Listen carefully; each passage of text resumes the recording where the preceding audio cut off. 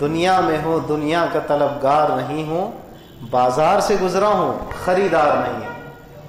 جب تک زندہ ہے تب تک تو یہ سب لگے ہوئے ہمارے پیچھے تقاضے، اسلام اس سے روکتا نہیں ہے۔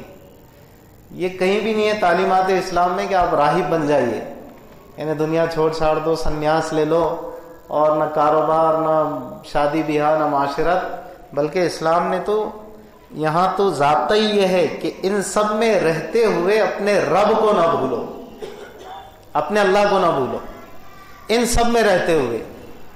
مزہ تو جب ہی ہے نا کہ بازار سے گزرا ہوں خریدار نہیں ہوں، کرنا تو ہے یہ سب، ہاں اس کو کرنے کا ایک طریقہ ہمارے سامنے رکھا گیا، اور صرف یہ نہیں کہ چند اعمال تک ہماری رہنمائی کی گئی، بلکہ صبح جاگنے سے لے کر کے رات میں سونے تک پوری زندگی کا ایک نظام ہم سب کے سامنے رکھ دیا گیا۔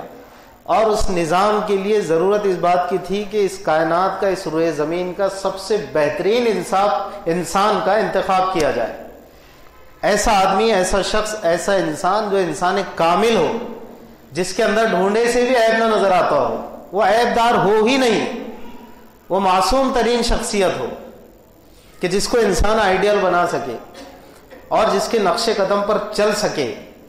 تو اللہ نے ایسے ہی انتہائی مثالی شخصیت اور معصوم ترین شخصیت حضرت محمد مصطفیٰ صلی اللہ علیہ وسلم کو مبعوث کیا، آخری نبی، نبیوں کے نبی، سید الانبیاء، نبیوں کے سردار۔ اللہ نے اس نبی سے ہم سب کو جوڑا، اس نبی نے بتایا کہ نکاح کیسا کیا جائے۔ ایک ہی بات رکھ دوں گا بس سامنے کہ آپ نے فرمایا اعظم النکاح برکتاً ایسرہ مونا، اور کما قال صلی اللہ علیہ وسلم کہ سب سے زیادہ برکت والا نکاح وہ نکاح ہے جس میں کم سے کم خرچ کیا جائے۔ تو باوجود اس کے کہ آدمی کچھ ارمان نکال سکتا ہے، باوجود اس کے کہ انسان بہت سارے ریت رواج یہ کر سکتا ہے، لیکن اسلام نے جو مزاج دیا ہے وہ یہ ہے کہ یہ سب نہ کرو، نکاح کے وقت میں نکاح کرو لیکن اللہ سے ڈرو۔ پیارے نبی صلی اللہ علیہ وسلم کا سنت طریقہ، مدینہ طیبہ میں ایسے نکاح ہوتے تھے سیدھے سادے۔ کس طرح کہ جس صحابی کا نکاح طے ہوا اعلان ہو جاتا تھا کہ آؤ نکاح کی مجلس، وہاں نہ رختے چھپتے تھے، نہ دعوت نامے، نہ جا کے ایک ایک کو دیا جاتا تھا، اور نہ ہی یہ کہ بھائی ہم کو کیوں نہیں دیے، اس کو کیوں پہنچا، اس کو پہلے دیے ہم کو بعد میں دیے، وغیرہ وغیرہ نہیں۔ اور نہ رقوں میں یہ کمپٹیشن تو جو آج ہمارے سماج میں ہو گیا ہے کہ بھائی اس کا رقہ اگر 150 روپے کا تو میرا 200 روپے والا چھاپوں گا۔ قرآن نے اسی لیے تو کہا الہاکم التکاثر، تم کو ہلاک کر دیا ہے ایک دوسرے پر یہ جو دکھاوے نے، یہ جو تم ایک دوسرے پر مالی اعتبار سے تھوڑا سا بڑھ چڑھ کر دکھانا چاہتے ہو، اس چیز کی وجہ سے تم ہلاک ہو گئے۔ حتی زرتم المقابر، یہاں تک کہ ایک دن وہ آئے گا کہ تم قبروں کو دیکھ لو گے، یعنی خود تم کو قبروں میں اتار دیا جائے گا۔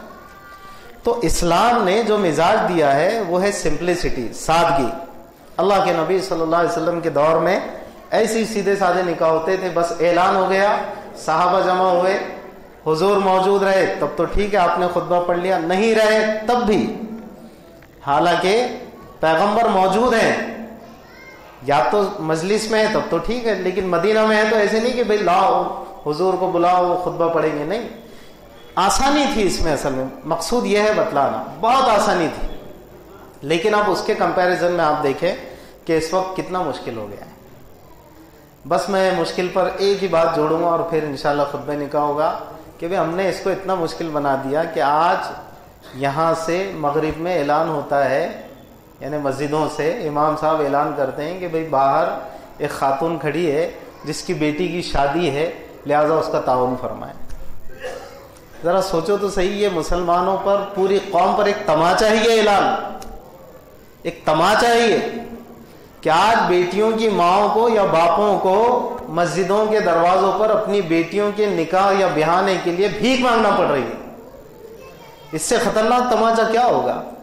بھیک مانگنا پڑ رہی ہے۔ ایسا کیوں نہیں ہوتا ہے کہ بھئی مسجد پر دروازے پر ایک صاحب کھڑے ہیں یا ایک ماں کھڑی ہے، اس کے بیٹے کا ولیمہ ہے، کبھی سنا آپ نے؟ پروگرام تو وہ بھی کر رہے ہیں، دعوت وہ بھی کر رہے ہیں، کھلا تو وہ بھی رہے ہیں، لیکن ولیمہ کے لیے بھیک نہیں، بیٹی بہانے کے لیے بھیک۔ تو آخر کیا وجہ ہے؟ کچھ تو وجوہات ہوں گی نا۔ غور کرو، آپ سب صاحب سمجھ ہے، میرے بولنے کی ضرورت نہیں، آپ خود سمجھ گئے کہ بھئی لڑکیوں کے والوں کو یہ بھیک کیوں مانگنا پڑ رہی ہے، کیونکہ کہیں نہ کہیں یہ جو امپیکٹ ہم نے لیا ہے دوسری سوسائٹیز کا، دوسری قوموں کا، اور محمدی طریقے کو چھوڑ کر ہم کسی اور طریقے سے متاثر ہوئے، اور پھر جو فضولیات اور تکلفات اور لوازمات جو نکاح میں ہم نے ایڈ کر لیے ہیں اس کا یہ نتیجہ ہے۔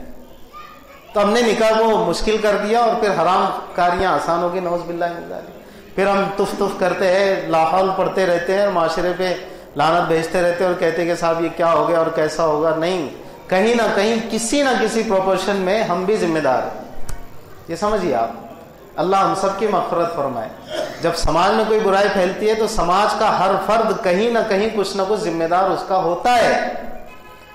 تو آؤ ہم یہ عزم کریں، آج میں آپ سے بس یہی کہنا چاہتا ہوں میرے بھائیوں، ہم یہ عزم کریں کہ انشاءاللہ نکاح کو حضرت نبی کریم صلی اللہ علیہ وسلم کے طریقے کے مطابق انجام دیں گے انشاءاللہ۔ بولو بھائی انشاءاللہ، ڈرتے کیوں ہو؟